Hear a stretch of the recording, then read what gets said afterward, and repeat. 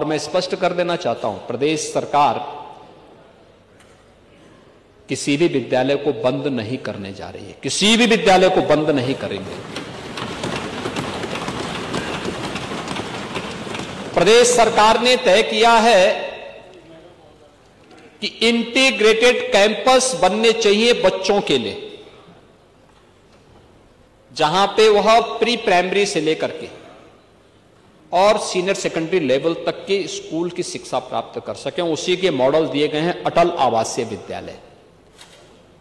पांडे जी, मैं जाऊंगा, यहां पे हमारे श्रम और सेवायोजन मंत्री हैं राजभर जी, श्री अनिल राजभर से कहूंगा कि एक बार आपको अटल आवासीय विद्यालय का दौरा करवाएं।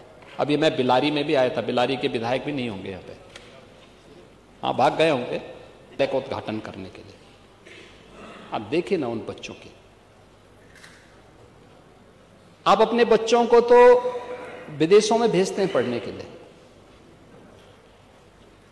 श्रमिकों के बच्चों के विद्यालय को बंद करते थे, उनके लिए कोई सुविधा नहीं देते थे।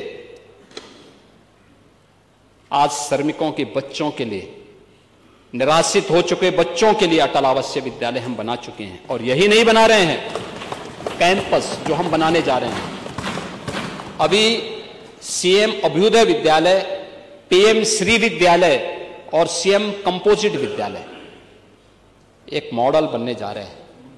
कस्तूरबा गांधी विद्यालयों को भी अपग्रेड किया गया। 8वीं तक थे, गरीब परिवारों की बच्चियां पढ़ती थी, 12वीं तक की बच्चियां उसी कैंपस में पढ़ेंगी। सभी प्रकार की सुविधाओं को वहां पर सरकार ने उपलब्ध करवा दिया है, ये भी वहां पे उपलब्ध कराई गई।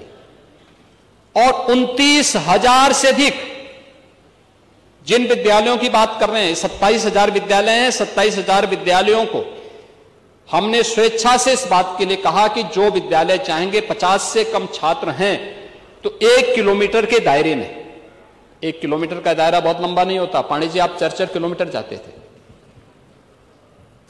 क्यों बच्चों के भविष्य के साथ खिलवाड़ कर रहे हैं? उन विद्यालयों को इंटीग्रेटेड कैंपस, छात्र शिक्षक रेशियो ठीक हो जाए।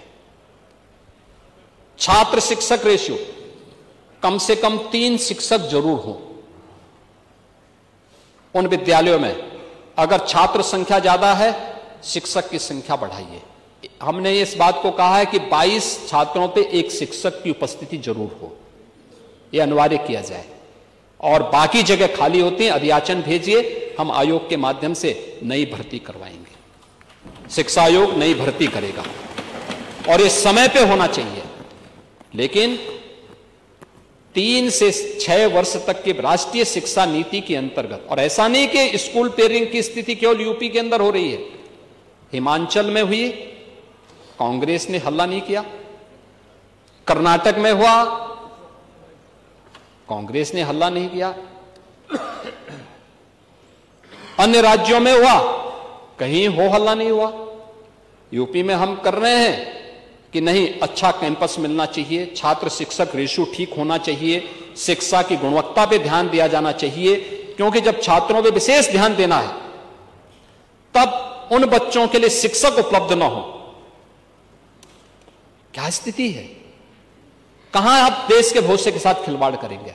ऐसा नहीं कि पिछले 8 वर्ष में जो परिवर्तन किए गए, इसके परिणाम आज नीति आयोग इसको स्वीकार करता है।